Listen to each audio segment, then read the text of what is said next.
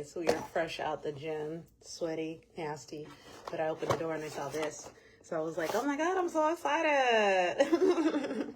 Okay, so anywho, while I'm opening this, we'll cover what happened this weekend in the news. Although I admittedly, on the weekends, I try to not avoid, but just not let it distract me like I used to during the week. I say used to because we have turned a new leaf. We started a new season. The room is rearranged so that it's back. I have one side of my room that is focused on academics and then one side that is focused on the purple princess that I am. But also, I've been on the search to find a planner that can mimic this one that I got when I was a part of CEO school. CEO school was this business course. You can see it says CEO, probably not, but there's letters on there that say CEO. And this planner was amazing because it's so thick, right? But it's only 3 months. It's split into quarters. So this is only 3 months. It gives you a quarterly zoom out for the 3 months, and then a monthly zoom out for each month, and then a weekly zoom out, and then each day looks like this.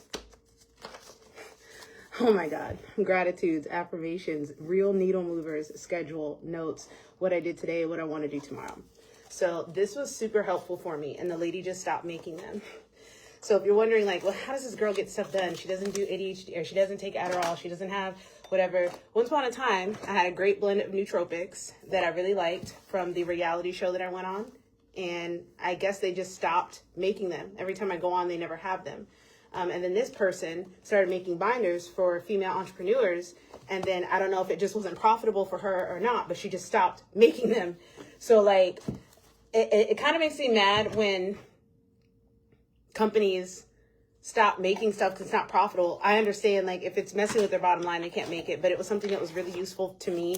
And sometimes it just feels like when the bigger, like, for those particular brands that I mentioned, they wanted to focus more on who makes them the most money, which was their entrepreneurs that were like at 7 and 8 figures, not those of us that need like binders like this still or need nootropics. So those 2 items that I mentioned got discontinued, which is why it's been so hard for me to get back to where I was when I had those 2 things to help me in my ADHD. So now we're up to speed. So that's why we have THESIS, but also, well, as I was trying out new planners to try to find one that mimicked what she did, this one was pretty good, but it's thick as fuck. This is a whole year, so it's thick like a Bible. Hers was only 3 months, and then it doesn't have any space for notes. I need more. So I decided to make my own.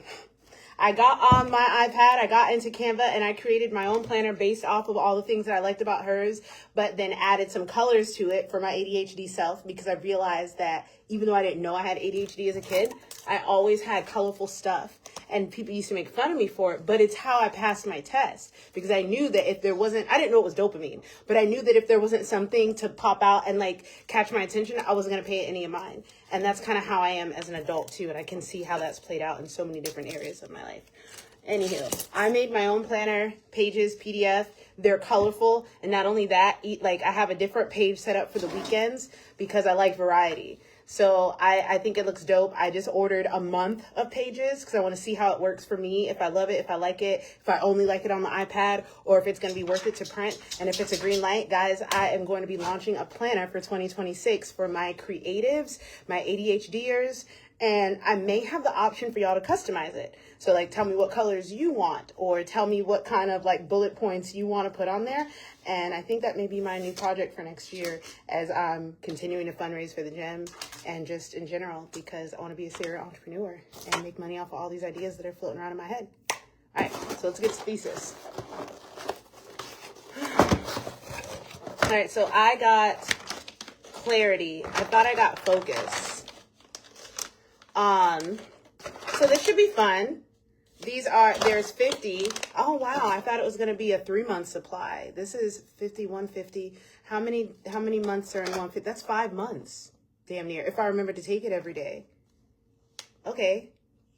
So for everyone saying lion's mane, that's the number 1 ingredient. Ginseng, of course, caffeine.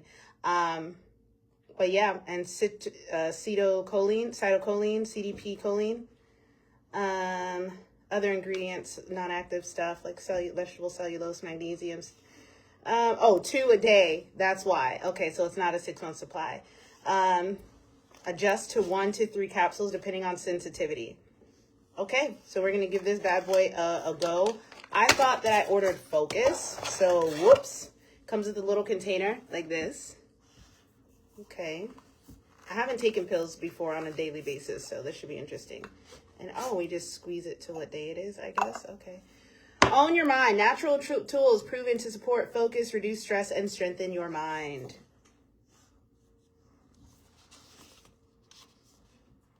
Day 1, sharper focus and greater presence within 60 minutes of taking THESIS.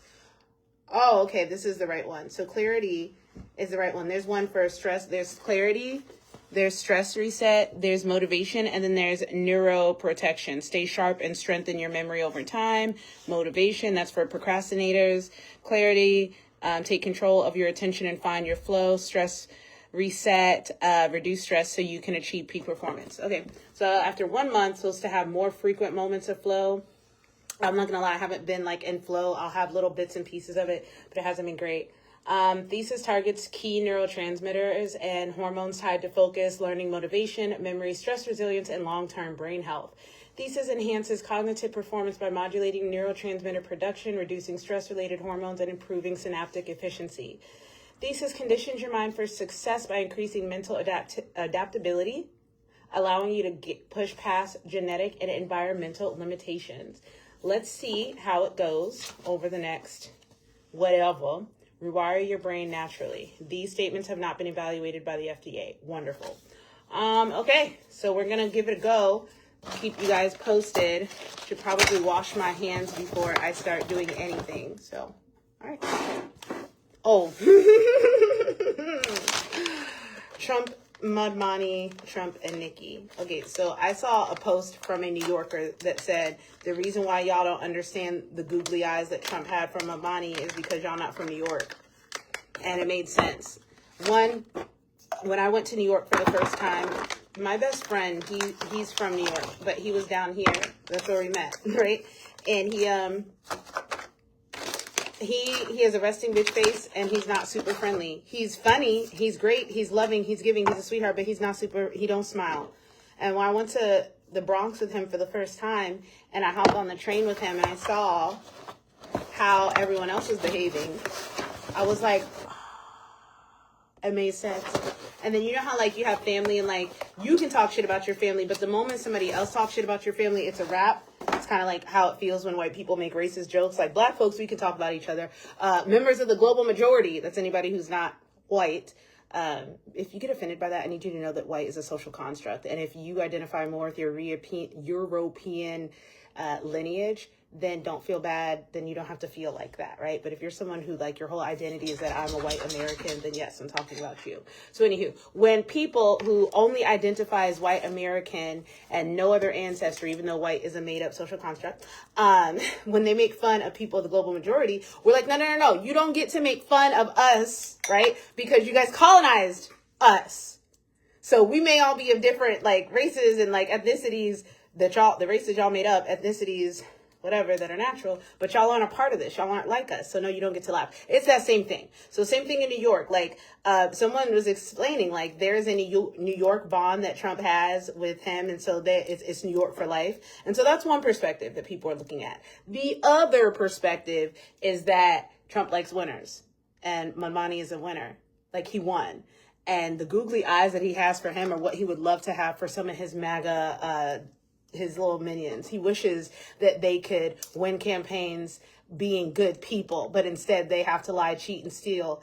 I remember when Trump was having a moment of clarity when he's like, I might not make it into heaven. Like, I think there's a piece of him that like realizes this is not the best way to go about it. But once you built your life on doing anything to get to the top, it's kind of hard to go backwards, which is why for those of you judging eyes, watching eyes, and just people that are like, what the fuck is this girl doing? There are many times that I have pumped the brakes on things because it didn't feel aligned. I couldn't quite put into words what the fuck was going on, but I was like, I know that if I keep going down this path, I'm not going to be happy with the results. That's why I left church. That's why I dropped out of nursing school. That's why I've left numerous really great opportunities. Some people call it self-sabotage. And in a way, yes, it definitely has made my life harder. But in the long run, I could see that I did not want to create my wealth, my reputation, or my legacy doing stuff like that, because the longer you do it, the harder it is to break free. So I'm not saying that Trump deep down inside is a good guy, but what I am saying is that it's really hard to not like someone like Mamdani. Mamdani. He's kind of like an Obama, who Trump also low-key really loves and envies. So that's just my take combined. That's my take on what the person's take was, that it's New York for life, or that he likes winners. I could see both of them being true. And then last but not least, Nicki Minaj and Trump. So a lot of people, if you guys are unaware, Nicki Minaj has been crashing the fuck out online all the time.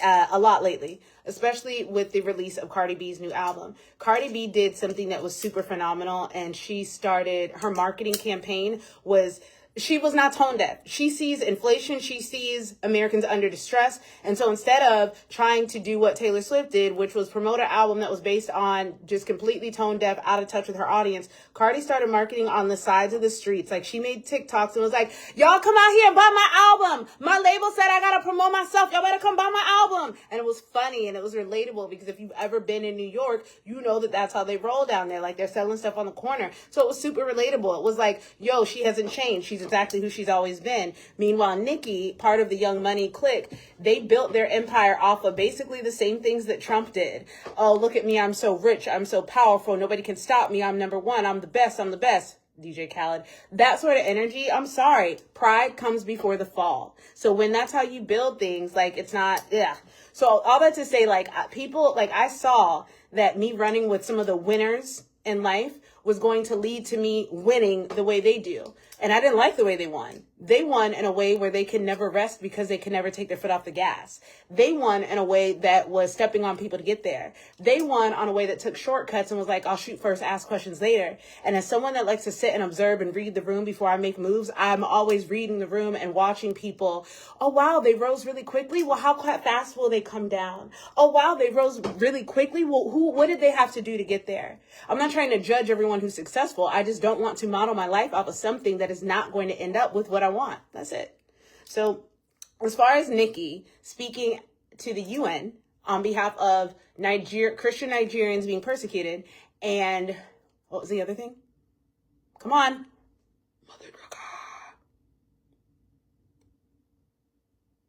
Trump. Sorry, I had a brain fart and started thinking about where is this episode going and how this needs to be a podcast and not just a Facebook Live. So I'm probably going to upload that to podcast later. Nicki doesn't care about the Nigerians being persecuted any more than Trump does. Neither one of them care. Do you guys remember the song by Cardi B that goes, press, press, press, press, press? Cardi don't need no press. Okay? She doesn't, because she doesn't have to be problematic to get our attention. She just gets on the camera, opens her mouth. While it may be problematic, it's not always. It's entertaining, it's funny, and it's relatable. Whereas Nicki has always been a bully. She'll be like, yes, I'm not stressed, I'm blessed. It's the cocky bully, like, yo, I'm God's favorite. Like, and that's like kind of moving like an Israeli. No? Okay. But she doesn't care about any of those matters. What she saw and what Trump and her live off of is press, press, press, press, press. They need lots of press. Whether it is good press, just press, press, press, press. So Trump and Nicki, Trump is losing his pull with his MAGA people, right? They're either loudly and quietly quitting, especially with the files coming out. Like, it's really getting hard to defend him. And Nicki has been crashing out ever since Cardi's new album has dropped. She was on TikTok or Twitter, come on, X, just attacking everybody, to the point where, like, even some of her lifelong friends are like, hey, Nicki was great for me in my high school years, and now that I'm grown, I see how toxic she is, and it's time to dip out. And so, yeah, and if you know you have done something wrong if Cardi B is the voice of reason between the two of you. And what I also love about Cardi, though, is that she's like me. She's come to change your perspective on how you view people. Yeah, she was a stripper, and now look, she's the most mature in a rap battle. And I don't even mean mature. I just mean as making the most sense. Because she's petty. Like she said, I'm pretty and I'm petty as fuck. But she's real, right? Nicki Minaj is not... they're both fake as far as surgery goes. Like, let's not go there. But I mean, like... I don't know, man. Press, press, press, press, press. That's all I can hear. When I see Nicki doing that, speaking out on behalf. And I'll close with this.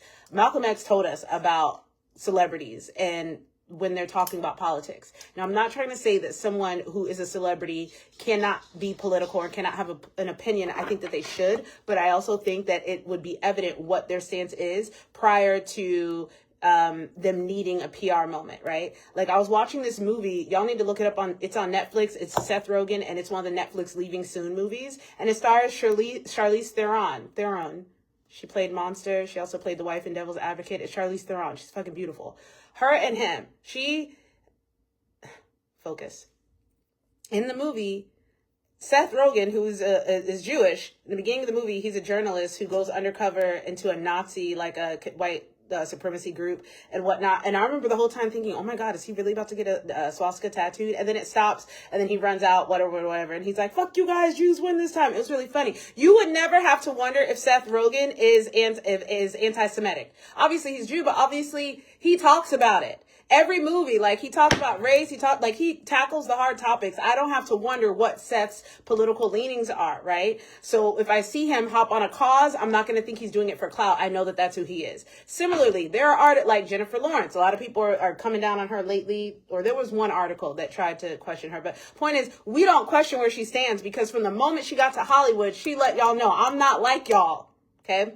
So when Nicki starts acting like, oh, I'm here for the Christians, it's like, what about you has been Christ-like? Where, besides saying I'm not blessed, I'm not stressed, I'm blessed, or I'm not lucky, I'm blessed, where has Nicki shown her solidarity with Christians before, right? Besides, like, things that are going to get her attention. The answer is she hasn't, because she doesn't really care about this issue. This is a PR stunt. Press. Miss Nicki needed some press. Donald Trump. Everyone's mad at him right now for obvious reasons, and even his own people are leaving him. So what do? How can I get the Christians? Because the Christians don't take much for you to get their support. You just have to say Jesus. You just have to wear a cross. You just have to say something that aligns with them. Say a key phrase, and they're with it. Oh, where are Christians being? Nigeria? Oh, yeah, let's go. And then that's how easy it is.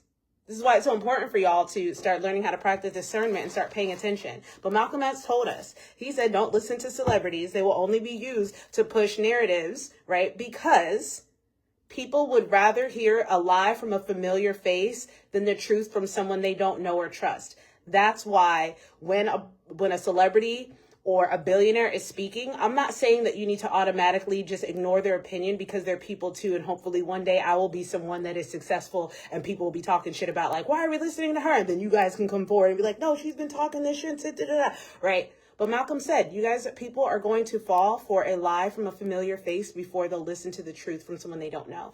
That's why they use celebrities to push your narratives. And you need to research a little bit and see why that celebrity is speaking up now. And I know I said I was going to end with that story, but I'll end real quick with, that's why I'm mad at Serena Williams for her endorsing Ozempic. I'm not saying that she didn't really need it, but we didn't hear about her struggling with weight loss until it was time to promote the drug.